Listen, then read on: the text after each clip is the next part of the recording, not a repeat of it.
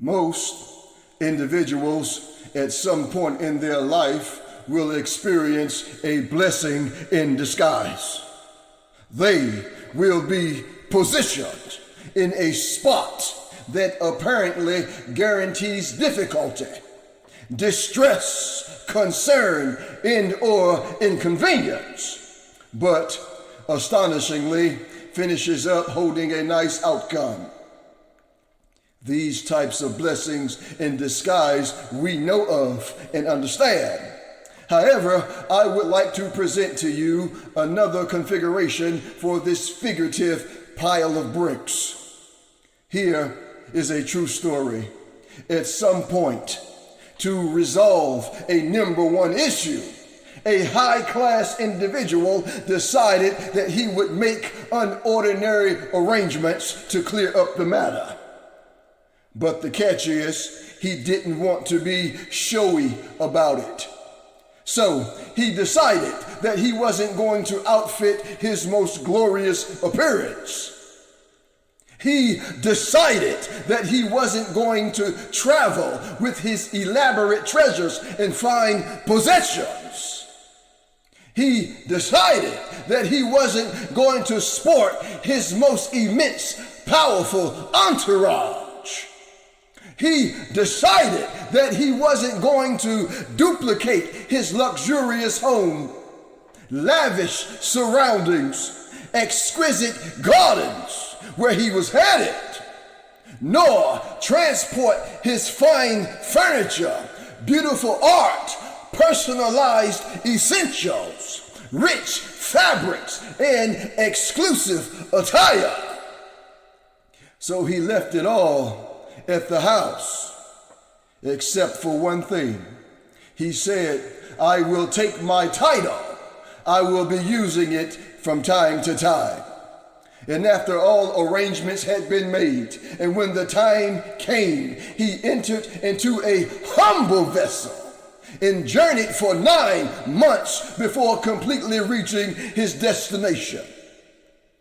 Well, many developments and activities happened after his arrival, too many to count and too many to mention. Howbeit, I will tell you of a few of my striking favorites. I like how he didn't haste into the problem situation with an in charge of attitude. I like how he wore the common exterior of the people. I like how he built his team in friendships using open communication, regular activities together, trust building, and transparency of the heart and motives by the means of investing time with people. I like how he met people where they were, accepting and understanding their current situation without judgment, validating their reality with his genuine sympathy and pity, also finding common ground to help them confidently move forward in their unique journey. I like how he never passed over anyone in need. I like how he obliged anyone that sought him and gave to anyone that asked of him without differentiation. I like how he held all people's best interest in attendance. I like how he wiped tears from crying eyes, removed pain from aching hearts, blocked trouble from undeserving lives, took away despair from numerous dwellings, carried away sickness from flesh, brought relief to the oppressed, comfort to the condemned, sight to the blind and mistaken. I love how he used patience to overcome human flaws and deficiencies. I love how he used teaching, knowledge, and wisdom to combat miseducation, stubbornness, ignorance, and immorality. And I deeply love how he resolved the ultimate problem that he came to fix, which is our worldwide death sentence, with a perfect love story, God-likeness, and an almighty settlement offering. By dispatching his innocent body into each and every one of our Night of Long Knives slaughterhouse, to be made the primary target of our physical affliction, our intense, severe pain, and our terrifying, slow, contemplative, dreadful death. And by his life and lost, your and my disciplinary action of agonizing annihilation has been prevented. People, this person that I am speaking of is our real, legit, and official rescuer. By now, you might have figured out that this story wasn't about a normal individual, but someone much more. Please listen to biblical prophecy and biblical insight. Let's start with Numbers chapter 24, verse 17. It says, I see him, but not now. I behold him, but not near. A star will come out of Jacob, a scepter will rise out of Israel. Isaiah chapter 7, verse 14. Therefore, the Lord himself will give you a sign. Behold. Now, that's a word of strong command. It tells us to stop, look, and pay attention. Behold, the virgin shall conceive. You know, I have to pause again. If a person doesn't want to believe in God because they can't wrap their mind around his mighty works, then they will just have to remain blind and deaf, because miraculous works are what God does all day, every day. Some people get so bothered because God put himself into a woman for us to live the life and pay the price. Behold, the virgin shall conceive and bear a son, and shall call his name Emmanuel, God with us. Here's another one. Micah chapter 5, verse 2.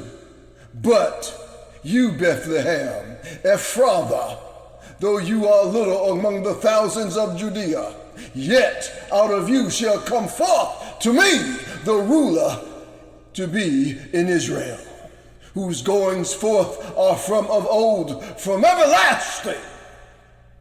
Psalm 69, verse 4. Those who hate me without a cause are more than the hairs on my head.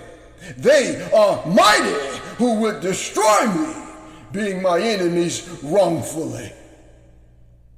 Isaiah chapter 53, verse 2 through 6. It says, he has no form, nor comeliness, and when we shall see him, there is no beauty that we should desire him. He is despised and rejected of men, a man of sorrows and acquainted with grief. And we hid, as it were, our faces from him. He was despised, and we esteemed him not. Surely he has bore our griefs and carried our sorrows. Yet we did esteem him stricken, smitten of God, and afflicted. But he was wounded for our transgressions. He was bruised for our iniquities. The chastisement of our peace was upon him, and with his stripes we are healed. All we, like sheep, have gone astray. We have turned everyone to his own way, and the Lord has laid on him the iniquity of us all. John chapter 18, verse 7 through 8. Jesus is speaking. Again, he asked them, "Who is it you want?" "Jesus of Nazareth," they said. Jesus answered, "I told you that I am he. If you are looking for me, then let these men go." Mark chapter 15, end of verse 16. Then they led him out to crucify him. Verse 25. It was 9 a.m. when they crucified him. Verse 33. At noon, darkness came over the whole land until 3 p.m. Verse 37 through 39. With a loud cry, Jesus breathed his last. Then the curtain of the temple was torn in two from top to bottom. And when the centurion who stood there in front of Jesus saw how he died, he said, "Surely this man was the Son of God." Isaiah chapter 53, verse 1. Who has believed our report? John chapter 1, verse 11 through 12. He came unto his own, and his own received him not. But as many as received him, to them he gives power to become the sons of God, even to them that believe on his name. Folks, Jesus is the world's blessing in disguise. My dear friend, will you acknowledge this fact today in humility, warmth, and a shift in perspective towards him right now? May God bless you all.